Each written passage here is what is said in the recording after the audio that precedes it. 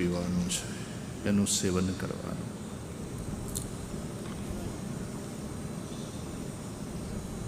ભગવાનમાં ભક્તિ કરાવે, ભગવાનમાં પ્રેમ કરાવે, એ જ ખરો ધર્મ. અને ભગવાન એટલે હિન્દુઓનો જુદો ને મુસલમાનનો જુદો ને ઈસાઈનો જુદો ને એવું બધું નહીં. સનાતન ધર્મ તો કહે છે એકમ સત विप्रा बहुधा वदंती, वह परम सत्य एक ही है, लोग उसको अलग अलग नाम से पुकारते हैं. ये जो परम अस्तित्व है ये परमेश्वर है, एमा प्रेम करावे ए धर्म. અને તેથી પરમેશ્વર માટેનો પ્રેમ એટલે પૂરી કાયનાત પ્રત્યેનો પ્રેમ, નફરત નહીં, ઘૃણા નહીં. કહે છે શેખ મંદિરમાં નથી ભગવાન દેખાતો, કહે છે શેખ કે મને મંદિરમાં નથી, वो तो बूथ खाना है, न મૂર્તિઓને તોડે, મંદિરોને તોડે. કહે છે શેખ મંદિરમાં નથી ભગવાન દેખાતો, અને પુરોહિતને મસ્જિદમાં નથી રહેમાન દેખાતો. ખુદાઈ તત્વ આ સંસારમાં દેખાય શી રીતે, જ્યાં માનવીને માનવીમાં નથી ઇન્સાન દેખાતો. જ્યાં માનવીને માનવીમાં નથી ઇન્સાન દેખાતો.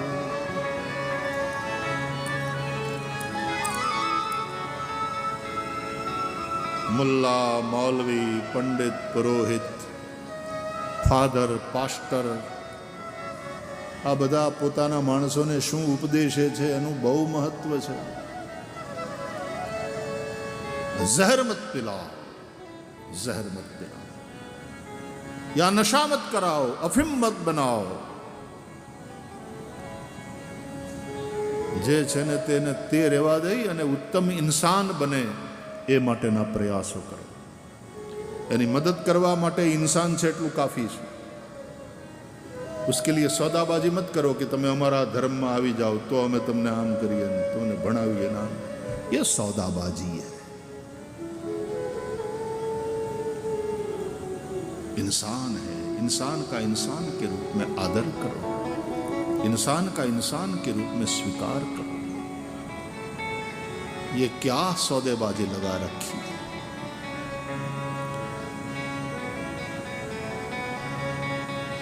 આવી ભક્તિ જ્યાં હશે ત્યાં ભગવાન અવતરશે. 24 અવતાર થયા ભગવાનના, એની કથા ભાગવતમાં છે. ભગવાન ભક્ત માટે અવતરે છે. ભક્ત હેતુ હરિરૂપ બનાયા. ભક્તિને લઈને અને ભક્તોને માટે ભગવાન અવતરે છે અને લીલા કરે. રામ ભગવાન છે, કૃષ્ણ ભગવાન છે. આપણે ત્યાં ઉતરતા ક્રમમાં આ 3 શબ્દ છે: બ્રહ્મ, પરમાત્મા અને ભગવાન. આ ભાગવતને આધારે કહું છું. વદંતિ તત્ત્વવિદઃ તત્વં યજ્ઞાનમ અવ્યયમ બ્રહ્મેતિ પરમાત્મેતિ ભગવાન ઇતિ શબ્દતે. બ્રહ્મ નિર્ગુણ નિરાકાર એક જ છે. એકમ એવ અદ્વિતીયમ, એકમ બ્રહ્મ, દ્વિતીયમ નાસ્તિ. બ્રહ્મ એક ही है. મજાની વાત,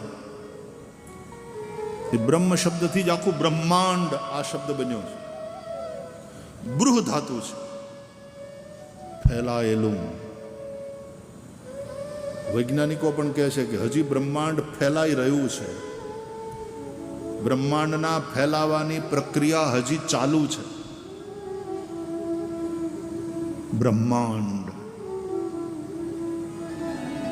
બ્રહ્મ, બ્રહ્મા નહીં, બ્રહ્મ.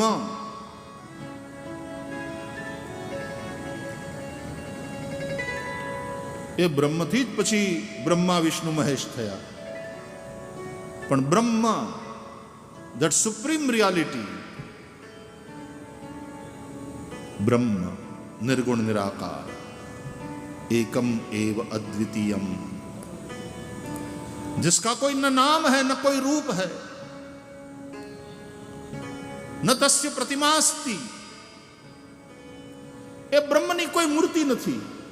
બ્રહ્મની, યાદ રાખજો, ભગવાનની હોય, ઈશ્વરની હોય, બ્રહ્મની કોઈ મૂર્તિ નથી. ન તસ્ય प्रतिमास्ति, અથવા તો प्रतिमाનો एक अर्थ થાય છે उसकी बराबरी का कोई नहीं है. प्रतिमा, उसकी कोई उपमा नहीं है, वो अनुपमेय है. ब्रह्म की बराबरी में भी किसी को नहीं रख सकते, तो उससे ऊपर तो कौन हो सकता है? ब्रह्म એ નિર્ગુણ નિરાકાર છે. એટલે તમે એ સ્ત્રી પણ નથી, એ પુરુષ પણ નથી. એટલે સંસ્કૃતમાં વ્યાકરણની દ્રષ્ટિએ વિચાર કરો તો બ્રહ્મ શબ્દ પુલ્લિંગ પણ નથી, સ્ત્રીલિંગ પણ નથી. બ્રહ્મ શબ્દ નપુંસકલિંગ છે. મતલબ ન વો સ્ત્રી है न वो पुरुष है.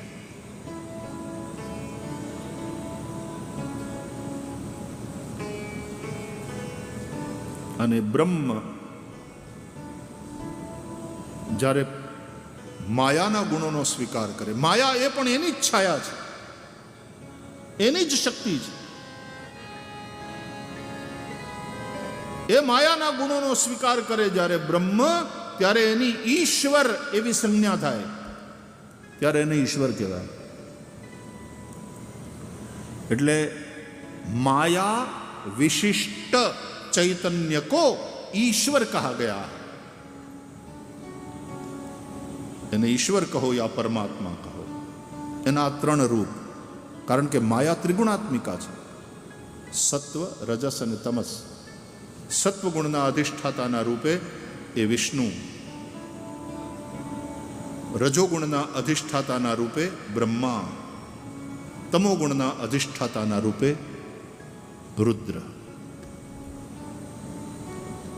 બ્રહ્મા વિષ્ણુ મહેશ. બ્રહ્મા સર્જન કરે, વિષ્ણુ સંચાલન કરે, શિવ સંહાર કરે. ઉત્પત્તિ, સ્થિતિ અને લય, આ લીલા પરમાત્મા દ્વારા થાય છે. माया विशिष्ट चैतन्य का नाम ईश्वर है, परमात्मा. એટલે ત્રણેય દેવતાઓના આપણે આકાર નક્કી કર્યા કે વિષ્ણુ એનો આકાર આવો, કારણ કે નિરાકારમાંથી સાકાર થયા ને. માયાના ગુણનો સ્વીકાર એટલે સાકાર, નિર્ગુણમાંથી સગુણ, નિરાકારમાંથી સાકાર. તો વિષ્ણુ પણ એ સાકાર એટલે પાછા સમથિંગ એક્સ્ટ્રા ઓર્ડિનરી. એટલે વિષ્ણુ તો કે ચાર ભુજા, બ્રહ્મા તો કે ચાર મસ્તક, શિવ તો કે ત્રિનેત્ર. આપણે છીએ એના કરતા સમથિંગ સ્પેશિયલ.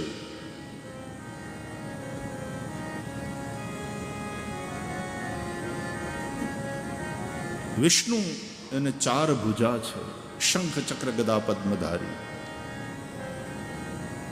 સશંખ ચક્રમ સકિરીટ કુંડલમ સપીત વસ્ત્રમ સરસી રૂહેક્ષણમ સહાર વક્ષસ્થલ કૌસ્તુભશ્રિયમ નમામિ વિષ્ણુમ શિરસા ચતુર્ભુજમ.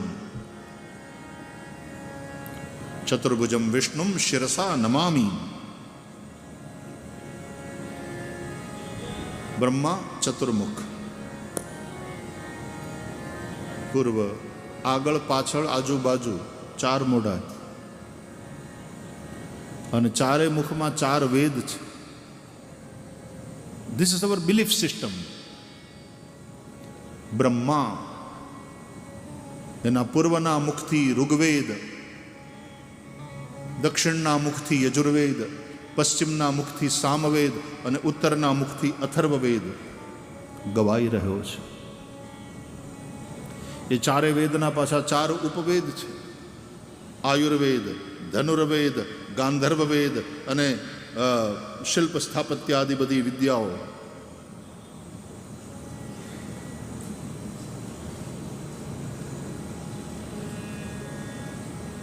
શિવ ત્રિલોચન.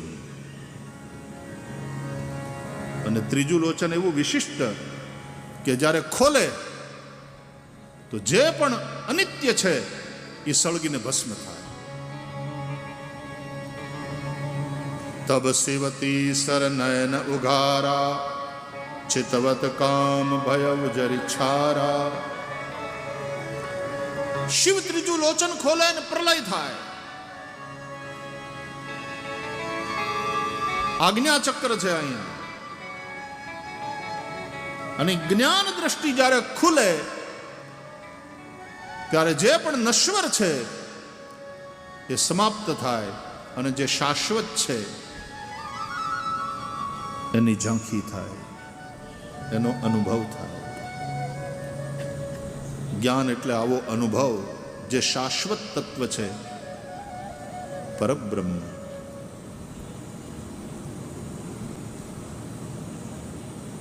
એટલે આ જે ત્રણેય દેવતાઓ છે, વિષ્ણુ, બ્રહ્મા અને મહેશ, એને પુરુષના રૂપમાં આપણે જોઈએ છીએ, પણ એ કાંઈ ન કરી શકે જો એ ત્રણેયની પાસે એની શક્તિ ન હોય. એટલે વિષ્ણુની શક્તિનું નામ લક્ષ્મી, બ્રહ્માની શક્તિનું નામ સરસ્વતી અને શિવની શક્તિનું નામ કાલી. સંહાર કરવા વાળી શક્તિ કાલી. અત્યારે મારી પાસે સમય નથી વધારે, બાકી આ જે આખું સાયન્સ છે ને આની પછવાડેનું એ સમજવા જેવું છે. વિષ્ણુનો જે રંગ એ કાલીનો રંગ, વિષ્ણુના લક્ષ્મી, લક્ષ્મીનો જે રંગ એ બ્રહ્માનો રંગ, બ્રહ્માના શક્તિ સરસ્વતી, સરસ્વતીનો જે રંગ એ શિવનો રંગ. આ જે કનેક્શન છે ત્રણેય શક્તિઓ અને ત્રણેય દેવતાઓની વચ્ચેનું, એનું જે વિજ્ઞાન છે એ સમજજો. એટલા માટે હું ગઈકાલનું કીધા કરું છું કે સનાતન ધર્મનું ઊંડાણ, આપણા ગ્રંથોનું ઊંડાણ અને અહીંયાના ચરિત્રોનું, વિચારોનું, એની ઊંચાઈ અદ્ભુત છે.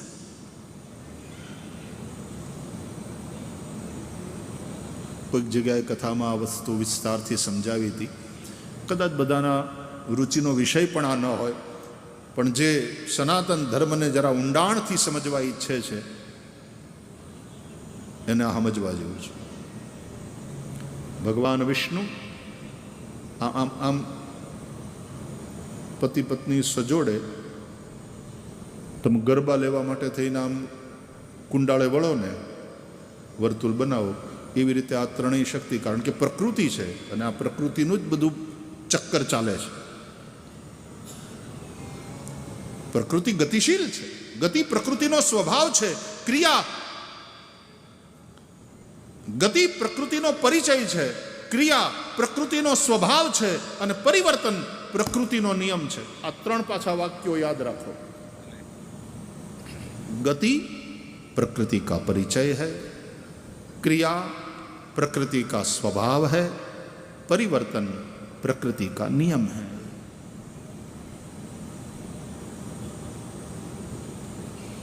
જ્યારે પણ આપણે પ્રકૃતિની વાત કરીએ છીએ તો એમાં ગતિશીલતા આવે છે. In this universe everything is moving. તમને એમ થાય છે કે આપણે અહીં ખુરશીમાં, સોફા ઉપર ને વ્યાસપીઠ ઉપર નિરાતે બેઠા છીએ સ્થિર? કાંઈ સ્થિર નથી. જે પૃથ્વી ઉપર આપણે બેઠા છીએ, પૃથ્વી ધરી ઉપર ફરે છે. કેટલી સ્પીડે આપણે ફરી રહ્યા છીએ પૃથ્વીની હારોહાર ખબર છે? એ પૃથ્વી પાછી સૂર્યની આજુબાજુ આંટા મારે છે. આ સોલાર સિસ્ટમનો સૂર્ય એ પાછો પોતાની ગેલેક્સીમાં કોઈ કેન્દ્રની આજુબાજુ આંટા મારે છે. આવી કેટલી સોલર સિસ્ટમ્સ ગેલેક્સીમાં કોઈ કેન્દ્રની આજુબાજુ આંટા મારે છે, અને એવી કેટલી ગેલેક્સીઝ અગેન કોઈ સેન્ટર છે કોઈ કેન્દ્ર છે જે આ બધાને પકડી રાખે છે, એની આજુબાજુ આંટા મારે છે. એ આ ગરબા, આ રાસ નિરંતર ચાલતો રાસ છે. It's a cosmic dance. અને કેટલી સ્પીડે આ બધું ચાલે છે ખબર તમને? આપણને એમ થાય કે આપણે એમને બેઠા છીએ સ્થિર. આપણે કથા ચાલુ થઈ એ પછીથી આમ જોઈએ તો ગતિશીલ પૃથ્વી ઉપર કેટલાક સેંકડો કિલોમીટરનું અંતર કાપી ચૂક્યા છે. એક સત્ર પૂરું થાય હજારો કિલોમીટરની યાત્રા કરી ચૂક્યા હોઈએ છીએ. અરે વાલા, એ પૃથ્વીનું બનેલું, પૃથ્વીથી બનેલું, પૃથ્વી થકી ટકેલું, પૃથ્વી ઉપર ટકેલું આપણું શરીર, એના કોષો પણ ગતિશીલ છે. તમારા શરીરમાં લોહી ગતિશીલ છે. Everything is moving.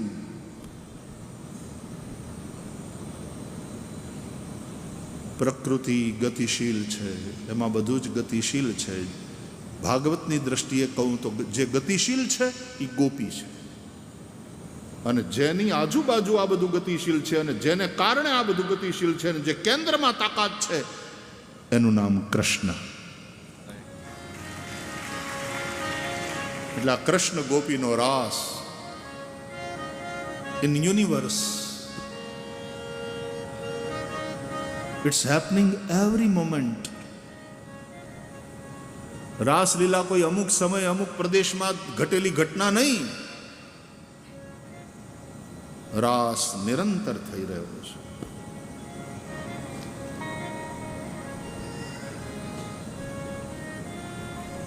તો આમ રાહડે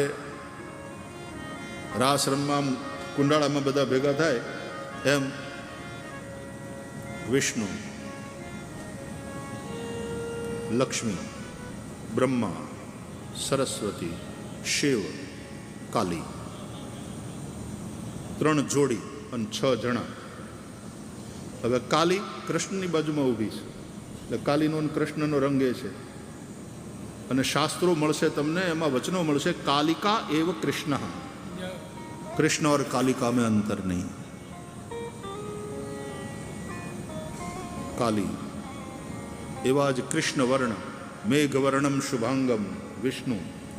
विष्णुनी बाजुमां एनी शक्ति लक्ष्मी. लक्ष्मी केवा? हिरण्यवर्णाम हरिणीम सुवर्ण रजतस्रजाम चंद्राम हिरण्मयीम लक्ष्मीं जातवेदोम आवह ताम आवह जातवेदो लक्ष्मीमनपगामिनीं यस्यां हिरण्यं विन्देयं गामश्वं पुरुषानहं. श्री सूक्त. आ लक्ष्मी हिरण्यवर्णा છે. હિરણ્યનો એક અર્થ થાય સોનું. સોનાના જેવો રંગ. એટલે દિવાળીના દિવસે આપણે સોનાની પૂજા કરીએ, સોનું ખરીદીએ, લક્ષ્મીની પૂજા કરીએ. એ લક્ષ્મીની બાજુમાં આ વિષ્ણુ અને લક્ષ્મીના સંતાન રૂપ બ્રહ્મા. કારણ કે ભગવાન વિષ્ણુના નાભી કમળમાંથી બ્રહ્મા થયા. એટલે માનો રંગ જાણે દીકરાને મળ્યો એમ, જેવા લક્ષ્મી માતા એવો રંગ બ્રહ્માનો. એટલે બ્રહ્માને હિરણ્ય ગર્ભ કહે છે. હિરણ્ય ગર્ભ સમવર્તતાગ્રે ભૂતસ્ય જાતઃ પતિરેકમાસીત સદાધાર પૃથ્વીન. આવા મંત્રો છે વેદમાં. જેવો લક્ષ્મીનો વર્ણ એવો બ્રહ્માનો વર્ણ. એ બ્રહ્માની શક્તિ સરસ્વતી. સરસ્વતીનો રંગ કેવો? डार्क, लाइट, लाइटर और सबसे ज्यादा लाइट, डार्क सबसे ज्यादा bright is as equal white. Bright એટલે સરસ્વતીનો વર્ણ વ્હાઇટ, સફેદ. શુક્લ, શુક્લામ બ્રહ્મ વિચાર સાર પરમામ આદ્યામ જગદ વ્યાપિનીમ વીણા પુસ્તક ધારિણીમ ભયદામ. અને જેવો રંગ સરસ્વતીનો બ્રહ્માના ભ્રુકુટીમાંથી રુદ્ર થયા છે, એ પાછા જાણે એના સંતાન, એટલે એ રુદ્ર વ્હાઈટ. ભોળાનાથનો રંગ કેવો? ગૌર ઇન્દુ સમદેહ. ગૌર ભોળાનાથનો વર્ણ કેવો? કર્પૂર ગૌરમ કરુણાવતારમ સંસાર સારમ ભુજગેન્દ્રહારમ સદા વસંતમ હૃદયારવિંદે ભવમ ભવાની સહિતમ નમામિ. હર હર મહાદેવ.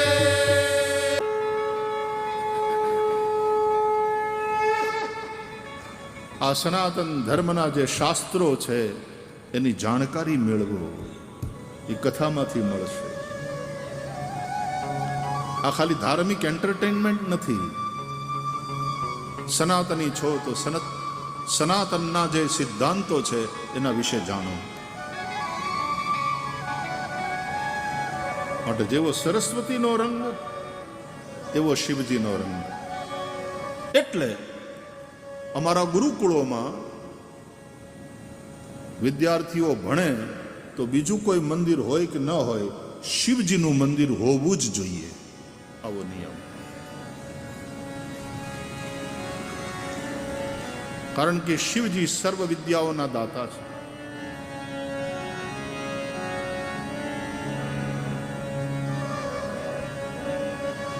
અને શિવજીના ડમરૂમાંથી જ 14 વાર વગાડ્યું. નવ પંચવારમ નનાદ ઢક્કામ નવ પંચવારમ. અને એમાંથી જે સૂત્રો નીકળ્યા એનાથી આખી વાક્ય જાલ, સંસ્કૃત વ્યાકરણના સૂત્રો તૈયાર થયા અને એમાંથી આખું સંસ્કૃત ભાષાનું જગત ઊભું થયું. એટલે શિવ કૃપા કરે તો જ સરસ્વતી માતા અનુગ્રહ કરે. જે વર્ણ સરસ્વતીનો એ વર્ણ શિવનો, અને શિવની શક્તિ કાલી. काली का रूप चंडी वाला रूप है, प्रलयंकर.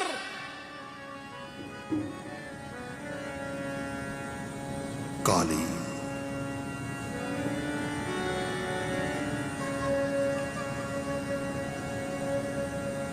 नाम भी काली है, वर्ण से भी काली है. और जो वर्ण काली का है वही वर्ण फिर विष्णु का है.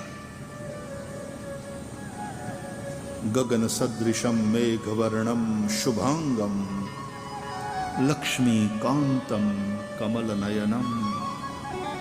वही एक सूर्य,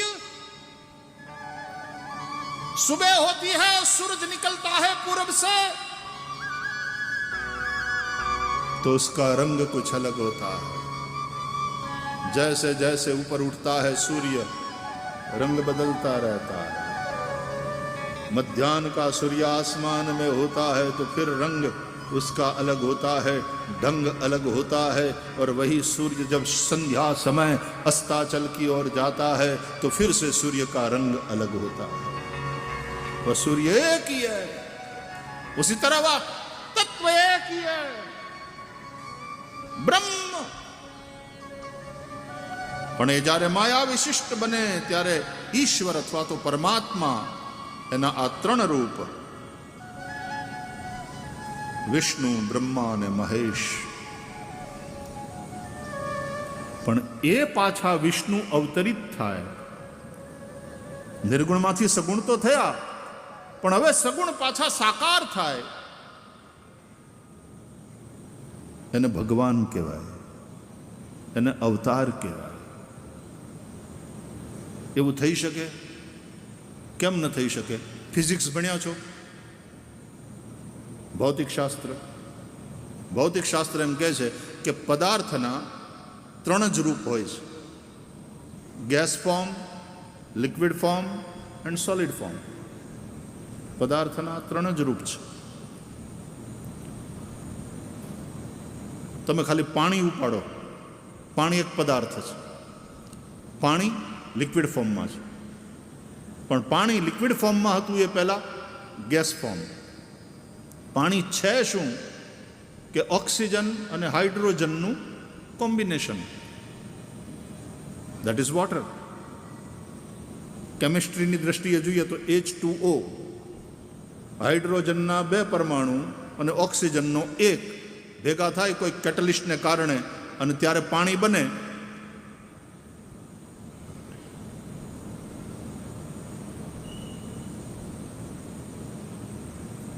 હમણાં એક ભાઈ કીધું પાણીથી મોટર ચાલે. ખાલી પેટ્રોલથી જ ચાલે એવું થોડું. બહેનો, ગેસ વયો જાય તો ચિંતા નહીં કરવાની, પાણીથી ગેસ ચાલે, ચૂલો ચાલે, ચૂલો હળગે. એવું થાય? પોસિબલ છે. કારણ કે પાણી અગ્નિથી, ભાગવતની જે આખી સૃષ્ટિ ઉત્પત્તિની કથા છે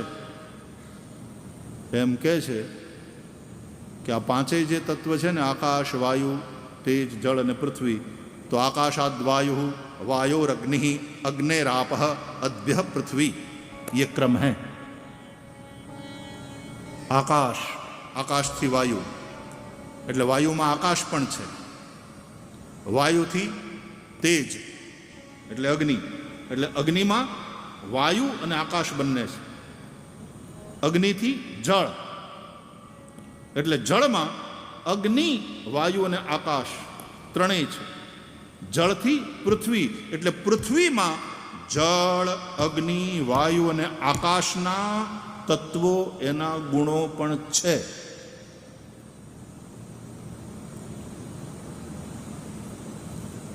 આપણે ત્યાં ષડદર્શનોમાંનું મહર્ષિ કણાદનું વૈશેષિક દર્શન વાંચો. ફિઝિક્સ તમારે એનું ઉદ્ગમ સ્થાન જોવું હોય તો ત્યાં છે. કણાદ મુનિનું વૈશેષિક દર્શન. વાહ, સિમ્પલ લિવિંગ, હાઈ થિંકિંગ.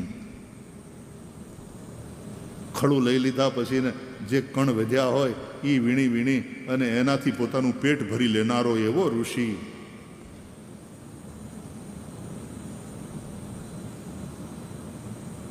અને હું શ્રીમંતોના પૈસા નહીં પડી હોય.